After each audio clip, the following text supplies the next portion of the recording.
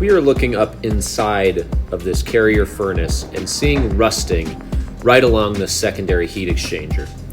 This heat exchanger is considered failed.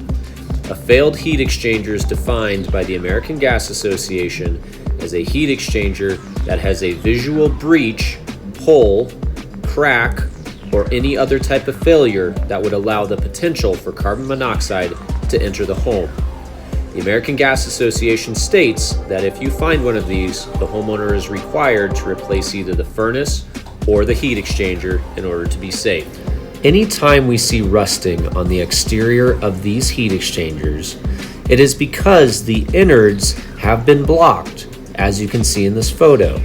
They have rotted out and caused the rust to protrude through the heat exchanger cell. When we open up the front side of the secondary heat exchanger, we see what the plastic should look like, or how it did look when it was brand new. That's what makes the secondary heat exchanger so unique. All secondary heat exchangers now use a stainless steel to prevent this type of deterioration. The condensate that is inside the secondary heat exchanger is highly acidic. That condensate is manufactured by the combustion process. When that condensate comes in contact with normal metal, it'll rust it out immediately. The polypropyl is supposed to contain that acid. However, the polypropyl ends up cracking and ends up melting due to the fact that it cannot withstand the temperature of the flame coming into it. That is why we see these holes and the rusting rot out these type of secondary heat exchangers. Here is a picture of one cell taken out of the secondary heat exchanger. The small side is in the back of the heat exchanger. This is where the plastic melts and clogs the secondary. We've opened up one of these cells so you can see where it melts away.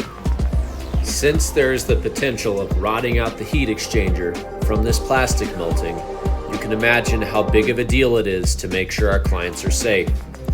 There are two options for you. The first option is to replace this heat exchanger.